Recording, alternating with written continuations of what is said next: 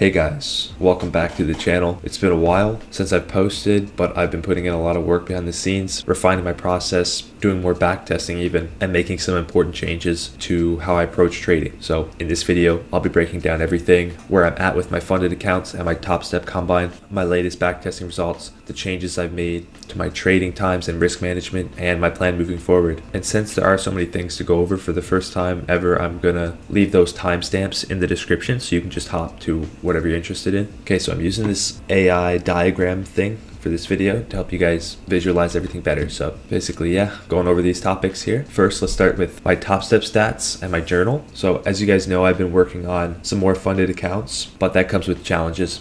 I've had some blown accounts, and I want to be fully transparent about that since it's happened since I stopped making videos on the 7th of January. I want to talk about what went wrong and what I've learned. So I'll pull up my stats so you guys can see exactly what happened. Also, 90% of the trades that I've taken since I stopped making videos a few weeks ago, I have recorded them. I've remembered to record them, so I'm probably just going to shove that in one portion, and you'll see it in the timestamps as well, just for more transparency. Anyways, here is the journal, and I was working on 2 TopStep combines at a time here at this point because I was like pretty confident. I was feeling good. I was like, screw it, it's only 150 Canadian a month or something, 140, so it wasn't too bad. Actually started at least one of these accounts back on the 20th of December, and as you can see, win rate is just horrible on this account. And the thing is, the only invalid trades that I took were on accident, and I'll talk more about that later. But the main takeaway from this blown challenges is that a lot of the issues with this challenge in particular was missing a lot of setups. I was just missing a lot of setups, and then unluckily taking the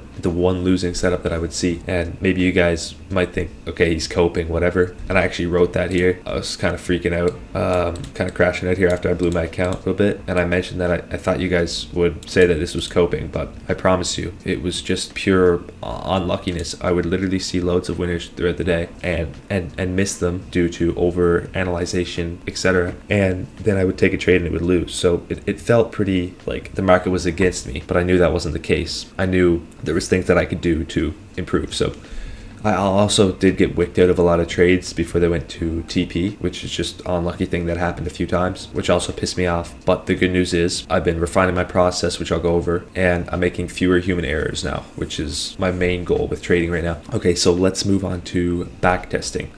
I mentioned that I've been doing a lot of backtesting. Maybe some of you guys don't agree with backtesting, but I find it does help to give me confidence in the live market. So let's just get into that. I want to go over exactly how I approached it, what parameters I focused on, and what I learned from the data that I gathered. So one key thing, I used to wait. I do not wait for the lower time frame to be inversed anymore. I simply wait for the highest time frame in the lag to be inversed, and then I take the trade regardless of what the lower time frame looks like. Okay, now there's nuances, but it makes this strategy way simpler. And looking at my backtesting results, I was able to gather some really valuable data on how my setups play out over a large sample size.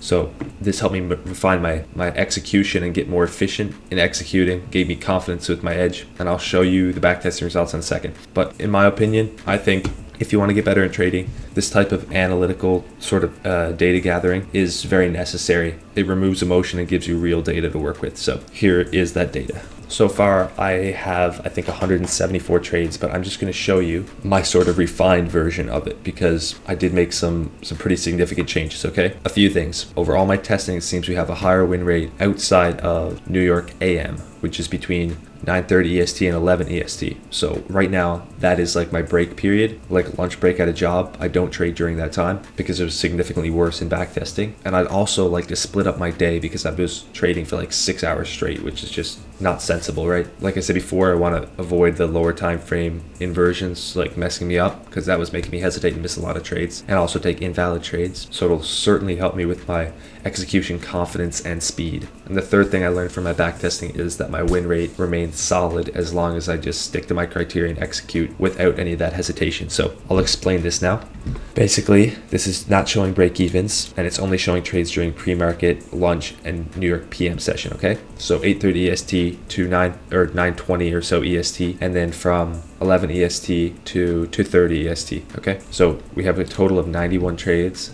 And if I just press this, get rid of the losses, you see it's 76 out of 91. So if I was to calculate that, here are what my stats look like so far. And Yes, that's very good. Great. It doesn't really mean anything if, for one, I cheated in backtesting. For two, if I can't execute the strategy in the exact same way in the live market. And even if I could do both of those things, then I would still have human error, right? So that number is great and all, doesn't really mean anything. Hopefully, I can stay above 65% in the long run, because that would average me a great like 5R per month, something like that, which is plenty, right? If you have enough capital. Anyways, I'm rambling a bit here. I want to talk to you guys about a manual simulation that I've done a couple times, and I want to show you why I found it super beneficial. Okay, so for this simulation, I'm going to assume that I have a 70% win rate, not an 83 or whatever that was, a 70% win rate. Also, forgot to show you this. In my backtesting, I've been taking 50% off at 1-to-1 and leaving the rest, the entirety of the remaining position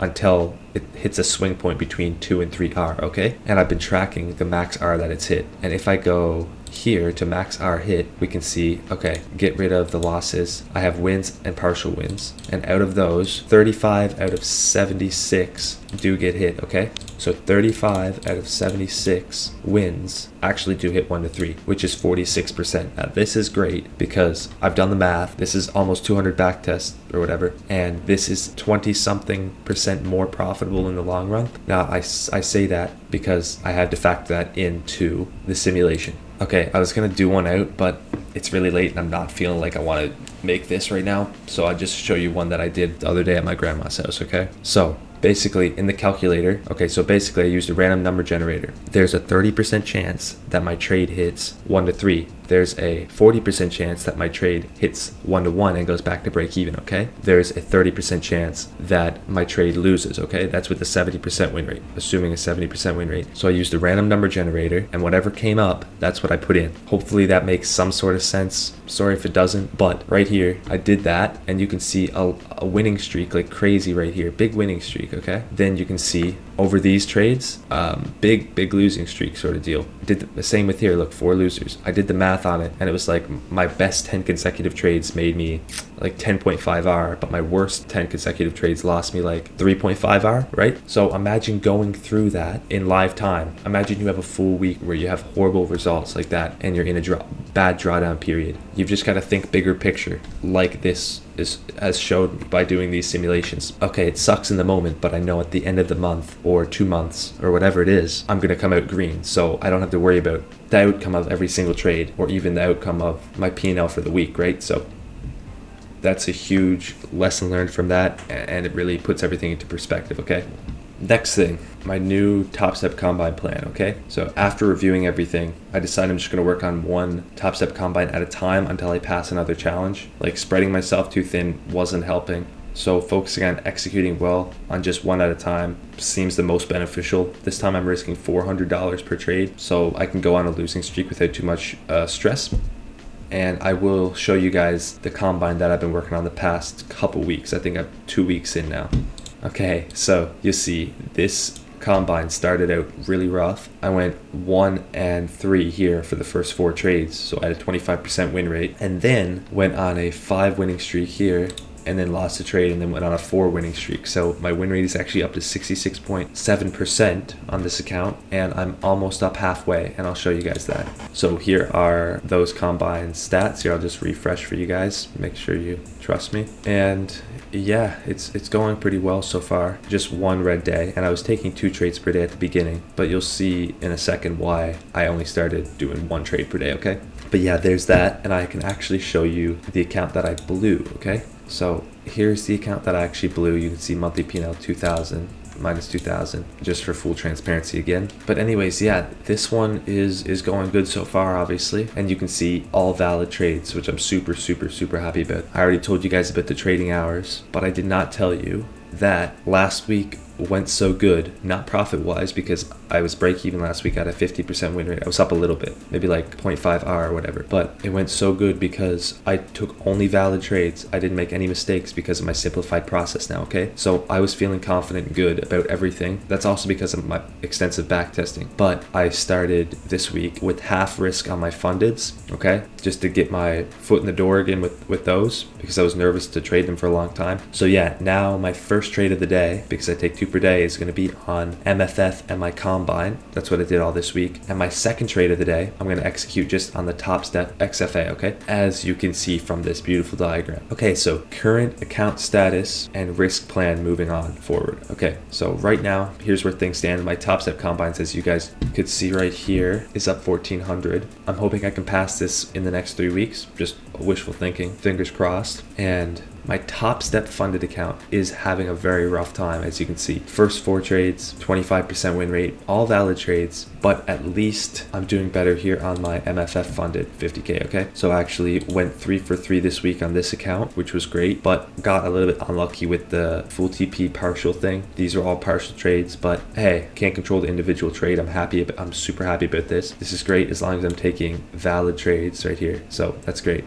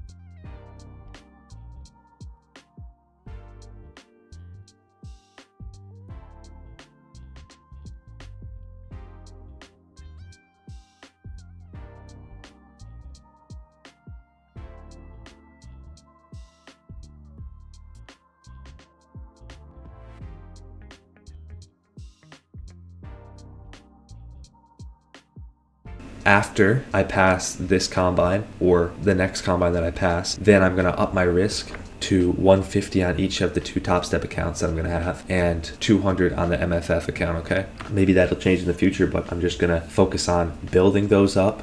Like I said right here, building up my funded accounts towards a payout. And once I get a payout on each of the accounts or whatever, then I can focus on building my capital even further once I'm eligible for payouts every 5 winning days. So that's the goal right now. Until then, it's just half risk on my accounts to play it safe, gain more confidence. I can't rush this. If you've been in trading for a while, you know it's just not something you can rush. And overall, my funded accounts are basically sitting at break even now, which they have been for like a month or more. Finally, guys, my posting strategy. Okay, so I used to do daily videos, as you know, but I think for now, I'm going to stick with weekly recaps instead of daily uploads. Daily posting takes a lot more time and energy, and I want to make sure I'm putting my full focus on trading, not feeling emotions intraday every day, because I'm wondering how YouTube is going to react that evening. So that being said, if things go well and I have time, I might go back to daily uploads in the future, or maybe even live streams or something, but we'll see how everything pans out. I'm just happy to be back in general. But yeah, that's where I'm at right now. I've made some big adjustments, but overall, I feel really good about my progress. My execution is improving, my confidence is growing, and I'm sticking to my process better than ever. So hopefully this can continue. Let me know in the comments what you guys think about all these changes. If you're trading too, drop a comment about what you've been working on lately to improve your trading performance. And don't forget to like and subscribe if you found this helpful at all or informative, or you just want to be nice. And I will see you in the next one. Peace out, guys.